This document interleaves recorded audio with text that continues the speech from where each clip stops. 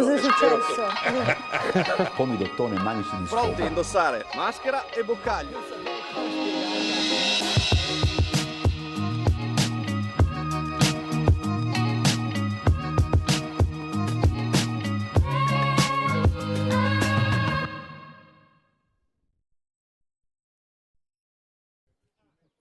Non solo un oggetto da collezione, ma un simbolo di unione e collaborazione che incarna perfettamente lo spirito di Go 2025. Così è stato definito il francobollo appartenente alla serie tematica Le eccellenze del patrimonio culturale italiano, dedicato a Nova Gorizia e Gorizia, capitale europea della cultura 2025, congiunto con la Repubblica di Slovenia, la cui emissione rientra fra le iniziative del Ministero delle Imprese e del Made in Italy. La presentazione è stata ospitata dal parco del municipio di Gorizia, mentre l'atrio del comune ha accolto una postazione di Poste Italiane per avere l'annullo postale per prendere visione del folder e del materiale filatelico dedicato all'evento. Un momento importante quello di oggi perché rappresenta il riconoscimento, un riconoscimento in più, consentitemelo di dirlo, da parte del Ministero italiano ma anche di Poste Italiane, come peraltro il Ministero sloveno delle Poste Slovene, dopo il francobollo dello scorso anno con cui si è celebrato il 20° anniversario dell'abbattimento dell'ultimo muro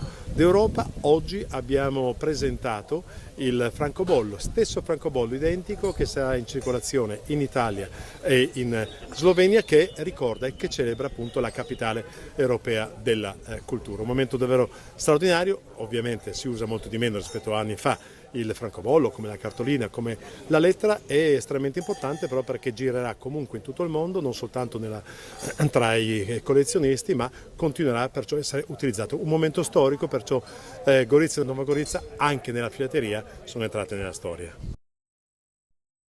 Se Forza Italia deciderà di uscire dalla maggioranza, a me dispiace molto, ma comunque le nostre porte per il dialogo rimangono sempre non aperte, apertissime ovviamente, perché questa è stata la coalizione di centrodestra e questa deve rimanere.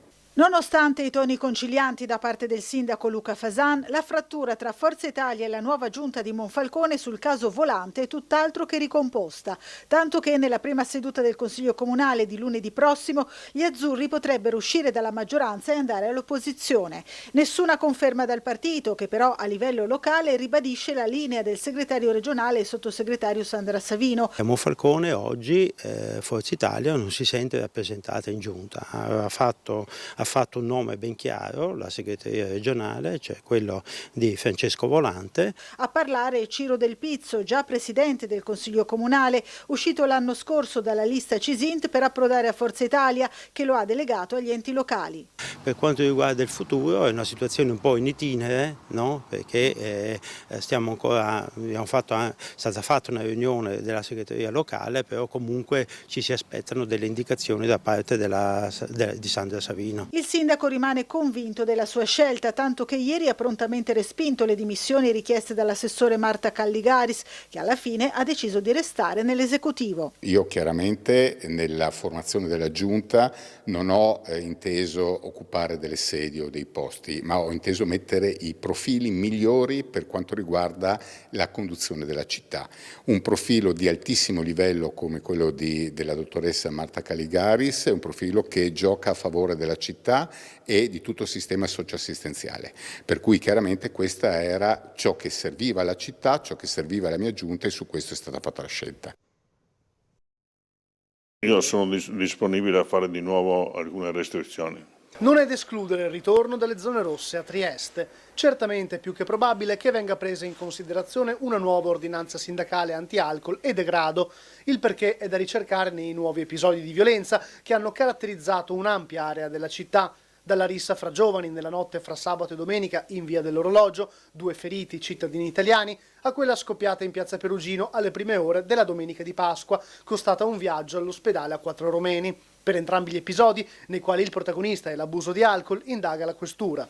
Verso possibili nuove restrizioni, dunque, temi che potrebbero essere in agenda della prossima riunione del Comitato per l'Ordine e la Sicurezza Pubblica nel Palazzo della Prefettura, come confermato dal sindaco di Piazza. Adesso chiamerò il prefetto, faremo il comitato e decideremo. Poi il sindaco si è soffermato su un'altra questione, quella del rifacimento della pavimentazione di Piazza dell'Unità d'Italia, un'opera considerata urgente per la quale l'amministrazione comunale si sta già muovendo. Se andate a vedere dietro a Sant'Antonio che stiamo facendo con le pietre, poi abbiamo fatto Piazza Verdi, Piazza della Borsa, Casa del Risparmio, Museo Revoltella, vedete tutte le pietre perfette. Qui si sono sfaldate, mi ricordo che Dario Macor, che era proprietario, che oggi viene la moglie qua di Renice Cave, quello di Muggia, Santa Barbara, perché quelle pietre non si sfaldano. Allora oggi viene per vedere se c'è la disponibilità, perché bisogna rifare questa piazza che ormai si è sfaldata completamente tutta. Quindi anche lei sta cercando di capire quando si può effettivamente intervenire per questo progetto? Se hanno le pietre a disposizione, nel senso che servono molte pietre e naturalmente altrimenti facciamo un pezzo alla volta, ripeto, come abbiamo fatto a Piazza Sant'Antonio adesso e le 2 vie laterali. Vediamo di fare. L'importante è farla, perché andate a dare un'occhiata che è completamente sfaldata, proprio le pietre si sono sfaldate. Maurizio Marzi, rinnovato per un altro triennio alla guida di Trieste Trasporti dal Consiglio di amministrazione, possiamo dire una sfida, però nel segno della continuità. Sì, io voglio ringraziare innanzitutto Fratelli d'Italia che mi ha voluto in quel posto e mi ha sempre sostenuto, il sindaco che mi ha confermato e l'assemblea dei soci che ci permette di fare altri 3 anni. Siamo in continuità, abbiamo fatto cose buone in questi 3 anni e abbiamo molti progetti per il futuro. Nel mondo della mobilità, dei trasporti, degli autobus, dove si sta andando? Perché si parla da una parte di elettrico, dall'altra parte di mobilità sostenibile, però ci sono anche le tante richieste dei cittadini, per esempio nei rioni di Trieste, che sono molto forti, molto pressanti, perché è un trasporto pubblico molto utilizzato. E facciamo quasi 70 milioni di passeggeri all'anno a Trieste, una cifra enorme. Il sistema trasportistico attuale della nostra città è nato negli anni 90 e a sua volta modificava quello degli anni 50 e 60 che ci sembrano il Medioevo. A 30 anni di distanza è necessario cominciare a pensare insieme all'amministrazione comunale e alla regione a un sistema di viabilità e di trasporto pubblico innovativo e moderno, che vuol dire non soltanto nuove linee, un sistema diverso proprio di trasporto pubblico, ma anche mezzi più efficienti, elettrici, intelligenza artificiale e tutte le novità che Trieste è abituata a essere fra le prime in Italia a portare a disposizione dei cittadini. Una delle sfide è anche il Porto Vecchio dal punto di vista della mobilità, perché anche lì diventerà una nuova città nella città.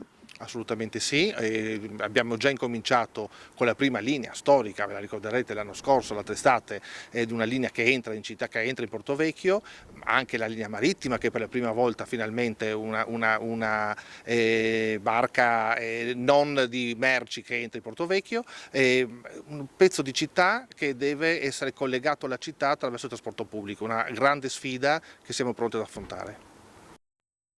Ci sono dei sondaggi che ho portato anche in quella sala che dicono che 3/4 dei triestini non vogliono l'Eurovia e che dicono che non la prenderebbero. Allora non si capisce davvero perché il sindaco di Piazza e i suoi assessori non vogliono ascoltare i cittadini. Richiediamolo, facciamo un referendum, facciano loro degli altri sondaggi, però ecco, evitino di sprecare delle risorse che potrebbero essere spese, ad esempio, lo diciamo sempre, con un tram moderno come quello che troviamo in tutte le città europee più belle quando andiamo a visitarle. Capisco che fa la sua parte, però i progetti vanno avanti perché riguardano non solo una parte politica, riguardano il futuro di una città intera e delle nostre generazioni. È un progetto che fino ad ora non ha trovato nessuna contrarietà, nonostante i 25 ricorsi e il tempo speso da parte di alcune persone contro il progetto. Va avanti, è stata approvata dalla Giunta, adesso arriverà in Consiglio Comunale anche la variante urbanistica per la parte in salita. È stata veramente l'impressione che quel progetto non si farà, banalmente ecco, al di là del fatto che abbiamo perso i soldi del PNRR e che il Ministero ha detto che darà 48 milioni al posto dei soldi PNRR, però nessuno ha spiegato dove prenderemo gli altri soldi che mancano, perché l'opera oggi costa circa 62 milioni e quindi oltre ai 48 ne mancano 14. Ad oggi in realtà siamo nell'assurda situazione di dover scegliere tra uno e l'altro contributo, perché poi alla fine prevarrà quello del Ministero dei Trasporti di Salvini, e il progetto va avanti, così come vanno avanti anche tutti gli altri progetti in questa città. Conto alla rovescia per l'edizione 2025 della Trieste Spring Run, in programma dal 30 aprile al 4 maggio.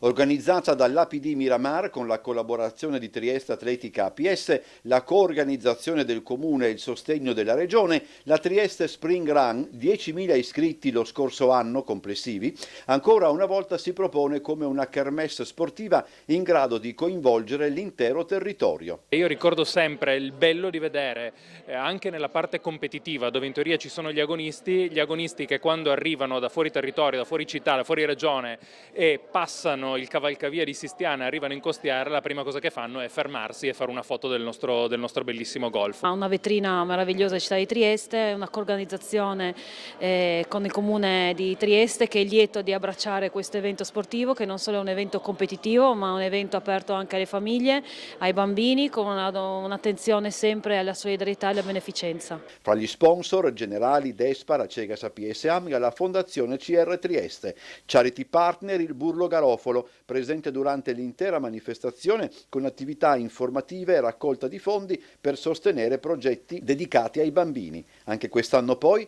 le persone più fragili potranno partecipare gratuitamente. La Trieste Spring Young del 30 aprile apre il sipario, un evento dedicato agli alunni delle scuole primarie, arricchito quest'anno dalla presenza in piazza di uno dei dinosauri dell'azienda Zoic, detto di un seminario dedicato all'atletica e di una serie di concerti nelle piazze del centro città. La giornata di domenica 4 maggio resta il momento più atteso. Alle 9:30 parte la Trieste 21K, mezza maratona competitiva da Duino in Piazza Unità. In contemporanea la Bavisela Family Run, 7 km non competitiva da Miramare. Vengono dalle parti di tutto il mondo, si può dire, no? Dalla Slovenia, dalla Croazia, dal Portogallo, dalla Spagna, quindi la gente, diciamo così, almeno nella comunità europea, ma abbiamo anche avuto dei giapponesi che vengono, è una cosa assurda, ma però è reale, sono interessati e vengono a partecipare a queste iniziative importanti della città, ma anche per gli altri. Siamo passati da 700.000 passeggeri del 2022, 15 destinazioni nel 2022, a 27 destinazioni in quest'estate, 25 nel 2024, 1,3 milioni nel 2024, quindi sostanzialmente è raddoppiato il traffico. Traffico di passeggeri da record, bilancio in crescita e nuovi investimenti in vista al Trieste Airport. L'Assemblea dei soci dell'aeroporto Friuli Venezia Giulia ha approvato il bilancio d'esercizio 2024, chiuso con un utile netto di 4,77 milioni di euro, in forte crescita rispetto ai 3,2 milioni dell'anno precedente, e ha rinnovato il Consiglio d'amministrazione per il triennio 25-27, confermando tutti i membri uscenti. Nel 2024 i passeggeri sono stati oltre 1.300.000, il 41,5% in più del 2023, e anche il primo trimestre di quest'anno registra una forte crescita. È un aeroporto che ha cambiato profilo e che nei prossimi 3 anni avrà la sfida più importante, non solo dico per consolidare, ma per continuare questa crescita. È chiaro che alcuni mercati, parlavo prima dell'Est, ma ci sono anche mercati come la Spagna, noi oggi abbiamo 3 destinazioni, credo che l'anno prossimo ne aggiungeremo sicuramente un'altra, vedremo quale, sicuramente ci manca Madrid. Cercheremo di centrare questi obiettivi ambiziosi che sostanzialmente si estrinsecano con una crescita del traffico a doppia cifra per i prossimi anni e quindi naturalmente collegati a una estensione del network dei collegamenti che questo scalo offre. La sinergia che l'amministrazione regionale può offrire in più e continuerà ad offrire è quella degli investimenti per favorire i traffici su gomma e su rotaia, ma non solo, anche per rendere il più attrattivo possibile lo scalo con il nostro punto, la nostra sede di Promoturismo FVG. Siamo a un ottimo punto, nel senso che dietro a noi c'è il distretto appunto di Via Giulia, che è l'ultimo ad essere stato armato qualche settimana fa, e ora manca soltanto il distretto di Via Locchi e poi il completamento dell'armamento sarà concluso. Quasi completato il processo di armamento della polizia locale a Trieste, manca solo il distretto di Via Locchi, dove 15 agenti attendono la dotazione della pistola. Un iter partito alla fine del 2023 e che entro l'estate vedrà la sua conclusione. Ci tenevo a dire che nel momento in cui il corpo sarà completamente armato noi saremo in grado anche di gestire i turni notturni. Sono partite alcune interlocuzioni con la prefettura in questo senso. Durante le notti la polizia locale esprimerà 2 pattuglie e si occuperà principalmente del rilievo degli incidenti stradali, lasciando quindi le altre forze dell'ordine libere di operare su tutti i temi che riguardano ordine e sicurezza pubblica. Possiamo dire che la mission che si è data il comando della polizia locale è stata sicurezza innanzitutto, sicurezza per il maneggio, sicurezza per la conservazione delle armi e sicurezza nell'eventuale utilizzo. Tutti gli operatori prima di essere dotati dell'arma hanno frequentato un corso di formazione. Adesso che sono dotati dell'arma continuano a frequentare dei corsi 3 volte all'anno fanno un corso al poligono, ci esercitiamo al poligono al tiro segno nazionale di Opicina, dove ci si addestra sia il maneggio che tutte le operazioni della sicurezza, quindi il carico e lo scarico dell'arma. I distretti e il comando sono stati dotati di vani appositi con sistemi d'allarme molto avanzati appunto per la massima sicurezza durante la conservazione delle armi quando non vengono utilizzate. Quindi un vero e proprio armadio blindato? Sì, direi anche qualcosa di più. Ecco che infatti diventa importantissimo per noi creare legami che vadano un po' al di là della giornata in sé, ma che possano creare rapporti duraturi con i giovani e fare squadra attorno a loro. Partiti i lavori di riqualificazione del campo di Borgo San Sergio. È la seconda tappa del progetto Playground Revolution, iniziativa promossa dalla Pallacanestro Trieste attraverso l'associazione Il Cuore in Campo Pallacanestro Trieste ODV. Dopo l'opera di restyling del playground di Valmaura, la società sportiva ha rinnovato il proprio impegno a favore del sociale. Grazie a questo progetto, Borgo San Sergio ospiterà il primo campo da baschina all'aperto di Trieste. I canestri mobili saranno lasciati in custodia alla vicina parrocchia e potranno essere richiesti e usati da chi vuole svolgere questa attività all'aperto. Un progetto reso possibile grazie all'impegno di moltissimi ragazzi che hanno partecipato al bando con i loro disegni. Abbiamo ricevuto 200 e passa disegni da parte di ragazzi che fino adesso vengono considerati poco partecipativi alla comunità. Non è assolutamente vero, è stato difficilissimo scegliere il disegno più bello e noi siamo molto contenti di essere riusciti ad allargare e dare questa possibilità a tutta la città di sentirsi appartenente a un luogo che di fatto magari non ha nulla a che fare con il quartiere che conoscono di più. Quindi grazie a tutti i ragazzi che hanno partecipato, è stato fondamentale per noi. È un giorno come l'anno scorso a Valmaura, 19 aprile, per coinvolgere di nuovo la città, le famiglie, continuare a abbracciare questa città dando un po' di ispirazione, energia anche per i ragazzi per trovare forse anche una passione nella vita, però sì, un progetto che è molto caro ai nostri cuori a Pallacanestro Trieste. La nuova Pallacanestro Trieste, diciamo, nata l'anno scorso all'inizio del campionato di Serie 2, è sempre stata una realtà molto attenta al sociale e molto attenta a coinvolgere tutti e quindi anche il fatto che questo sarà il primo campetto all'aperto agibile anche per praticare il baskin è una cosa secondo me fantastica e quindi niente, è bello far parte di Pallacanestro Trieste, è bello essere qui questa mattina, è bello vedere un posto che già di per sé è stupendo perché questo parco è meraviglioso e poter contribuire nel renderlo ancora più bello è sicuramente una fortuna, un orgoglio. Il campo verrà inaugurato mercoledì 7 maggio.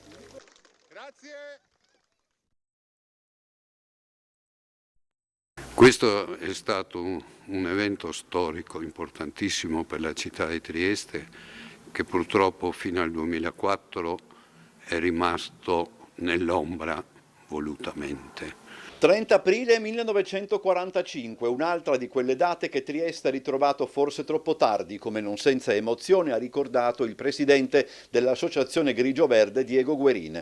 E grazie a questo primo giorno, che è durato anche poche ore per l'occupazione jugoslava, siamo riusciti poi a mantenere fede e a difendere il confine della patria. In quella giornata dunque Trieste insorse contro il nazifascismo e fu quell'atto importantissimo in una prospettiva futura, giacché fu un'insurrezione messa in piedi dagli italiani. Questa fiammata di italianità poi è continuata anche durante i 42 giorni di occupazione jugoslava. Basta pensare al 5 maggio, ai caduti di via Imbriani, ed è continuata nella clandestinità sempre, diciamo, fino al 53, quando ancora un'altra fiammata di italianità finalmente ha permesso che ci ricongiungessimo alla patria. Stamani in Comune quella giornata di 80 anni fa è stata celebrata dal Presidente dell'Assemblea Francesco Panteca nel corso di una cerimonia breve, contrassegnata anche dall'intervento storico del professor Roberto Spazzali, durante la quale si sono ricordati i nomi di Antonio Fondasavio e di Don Marzari che quell'insurrezione guidarono. Ad essi ci permettiamo di aggiungere quello di Fabio Forti, il quale da Presidente dell'Associazione Volontari della Libertà assai si spese affinché il 30 aprile entrasse di diritto nella storia della nostra città. Il Cinema Ariston non è soltanto una sala cinematografica. Per generazioni di cinefili quello spazio, legato ancora alla memoria di Mario De Luica e Piero Percavassi, è stato tanto di più. Potevi vedere, magari da solo e per la prima volta in quella sala, un non memorabile film di Robert Altman, Una coppia perfetta, oppure lustrarti gli occhi con Barry Lyndon nella sala all'aperto, senza controllare il cielo ogni 2x3, perché piovesse, la proiezione riprendeva sotto al riparo. Era, quando una simile definizione aveva senso, una sala d'essai l'Ariston, che non disdegnava l'intrattenimento di qualità e Vita Mediterraneo, tanto per citarne un paio, o pellicole di impegno assoluto, La lista di Schindler. L'Ariston, dopo quasi 2 anni di lavori, contributo PNRR con interventi dell'assessorato alla cultura della regione, di Banca Etica e Intesa San Paolo, ma anche della Fondazione CR Trieste, è pronto, con uno spazio in più ricavato sul lato sinistro della vecchia sala, per tornare a proiettare film, ma anche grazie al lavoro di Silvia Fontana, Francesco Semerani e di Andrea D'Apretto, e peraltro. Ospiteremo presentazioni di libri, piccole mostre, piccoli eventi musicali, workshop, laboratori per bambini, come abbiamo sempre fatto, ma ampliando l'offerta anche grazie a questi nuovi spazi molto belli, confortevoli. E siamo anche in una zona bellissima di Trieste, che forse negli anni è stata un po' dimenticata, invece avendo qui davanti un viale alberato meraviglioso con una bellissima vista sul mare, una zona pedonale, pensiamo che sia il luogo adatto questo dell'Ariston per riportare la gente al cinema per prima cosa, ma anche a ritrovare quei momenti di incontro e di socialità. 247 poltrone in velluto blu, uno schermo di ultima generazione ottimizzato per la proiezione al laser, uno spazio caffetteria gestito da MAG, la possibilità di estendersi anche all'esterno.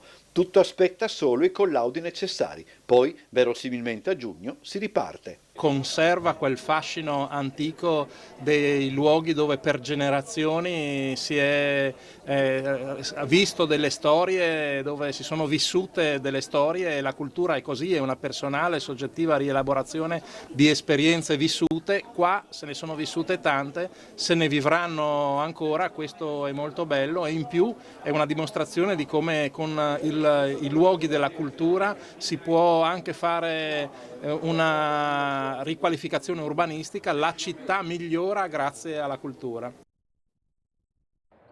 La pallacanestro Trieste guarda già alla prossima stagione e inizia a definire i primi tasselli del progetto tecnico per il campionato di Serie A 2025-2026. Sul fronte allenatore prende sempre più quota il nome di Matt Brace, ex coach di Varese, attualmente parte dello staff dei Philadelphia 76ers in NBA. Brace, già protagonista in Italia con un gioco brillante e risultati solidi, potrebbe rappresentare il profilo ideale per guidare la squadra sia nel campionato italiano che in una possibile avventura europea, in caso di qualificazione alla Basketball Champions League. Il legame tra Brace e alcuni giocatori già presenti nel roster come Willie Ross e Jerome Brown entrambi allenati da lui a Varese e recentemente confermati a Trieste, rende l'ipotesi ancora più concreta. La conoscenza del campionato, l'esperienza internazionale e la sintonia con la visione tecnica del direttore sportivo Mike Arcieri lo rendono uno dei nomi più accreditati, anche se al momento non ci sono ufficialità. Sul fronte delle conferme, la società ha rinnovato il contratto di due figure fondamentali. Jeff Brooks, ala forte con doppio passaporto, resterà in biancorosso. La sua esperienza, la solidità difensiva, la versatilità e il carisma nello spogliatoio sono stati determinanti nel corso della stagione, lo saranno anche in futuro. Estensione pluriennale anche per Francesco Nanni, assistant coach arrivato nel luglio del 2023. Oltre al suo apporto tecnico, Nanni si è distinto per l'impegno nelle attività di comunità, rafforzando il legame tra squadra e territorio. Ci siamo più concentrati, abbiamo posto i riflettori su un'altra area che è quella del Porto Vecchio, Porto Vivo, dimenticandoci dell'altra area ex Exit, oggi Cosela, che viveva tanti anni fa, che produceva, che dava lavoro a tantissime persone. I tempi sono cambiati, c'è poco da fare. Quella zona deve essere interessata ad una riqualificazione industriale di ultima generazione, non più industria pesante, ma un'industria che si dedichi piuttosto alla ricerca, allo sviluppo, alle intelligenze artificiali, al supporto. No, io sto parlando anche di, robotica, informatica, cioè un'industria di ultima generazione, un'industria cosiddetta 3.0.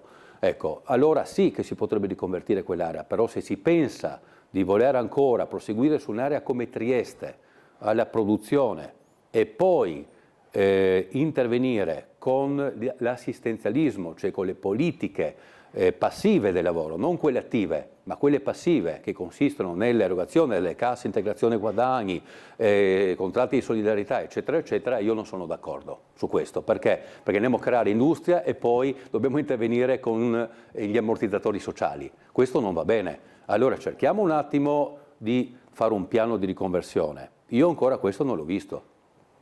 Sono uno dei primi a sollecitarlo, sicuramente. Mi interessa, vorrei che partisse questo nuovo piano di riqualificazione. Noi crediamo sia vergognosa una cosa del genere, insomma siamo abituati a tutto, in questi anni ne abbiamo visti di tutti i colori, però il fatto che a ridosso della data, cioè nel pieno periodo che ricorda i 40 giorni di occupazione jugoslava con migliaia di morti, presentare un evento del genere, quindi questo gioco da tavolo che si fa sulla pelle della memoria di migliaia di persone morte è una cosa scandalosa. Poi che ci sia anche lo storico Pupo a fare del regista, insomma è una ciliegina su una torta meschina che davvero non ci aspettavamo. Noi ovviamente non andiamo a vedere una squallida cosa del genere, ci aspettiamo però una spiegazione da parte del Comune, non so come per una cosa del genere sia stata concessa una sala comunale. Cioè non si può giocare sulla memoria di questi morti, non si può. Abbiamo visto lo schifo del 1° maggio con le bandiere jugoslave, abbiamo visto la gazzara sul Carso da Caresana fino a Sistiana ed oltre con queste bandiere rosse, insomma è ora di finirla, insomma rispettiamo un po' la memoria e soprattutto rispettiamo le memorie di tutti, noi rispettiamo quella che è la memoria e le sensibilità degli altri, non entriamo nel merito, però mi pare che stiamo un po' esagerando, quindi bisogna un po' mettere a posto alcune cose. Si intitola La corsa per Trieste ed è il progetto di un gioco da tavolo dedicato alla storica avanzata verso la città giuliana nella primavera del 1945, caratterizzata dalla concorrenza tra la 4ª armata jugoslava e l'8ª armata britannica. La presentazione del gioco si è svolta oggi a Palazzo Gopčević assieme agli autori Glauco Babini e Mirko Carrattieri. La corsa per Trieste fu un episodio cruciale della Seconda Guerra Mondiale, in cui le forze jugoslave e alleate si contesero il controllo della città, portando a una sovrapposizione non concordata di zone di occupazione e alla successiva crisi diplomatica del dopoguerra. È stato per noi, è per noi particolarmente sfidante poterle mettere in campo di fronte ad una questione così sicuramente complessa come la vicenda storica di questo territorio alla fine della Seconda Guerra Mondiale. Ipotizziamo fin dall'inizio una scala dedicata alla corsa per Trieste, quindi la scala, diciamo, se vogliamo, dedicata alla parte militare, dove di fatto si muoverà su un impianto, diciamo, di tipo strategico come a livello di mappa, mentre invece ci sarà nel nostro progetto una rappresentazione della città stessa e quindi il lavoro delle forze in campo per la preparazione dell'insurrezione in città. Alcuni critici hanno sollevato preoccupazioni riguardo alla possibilità che il gioco possa semplificare o distorcere questi eventi storici, riducendo la complessità delle dinamiche politiche e sociali a un mero intrattenimento. Inoltre, la rappresentazione di eventi traumatici attraverso un gioco da tavolo potrebbe essere vista come una mancanza di rispetto verso le vittime e coloro che hanno vissuto direttamente le conseguenze di quegli eventi. Tuttavia, gli autori del gioco, Glauco Babini e Mirko Carrattieri, hanno dichiarato di aver progettato la corsa per Trieste con l'intento di stimolare la riflessione storica e promuovere la conoscenza di un capitolo significativo della storia della città. Hanno sottolineato che il gioco non intende trivializzare gli eventi, ma piuttosto offrire uno strumento educativo per approfondire la comprensione di quel periodo storico. Cosa è successo? Pomidottone e manici di Pronti a indossare maschera e boccaglio.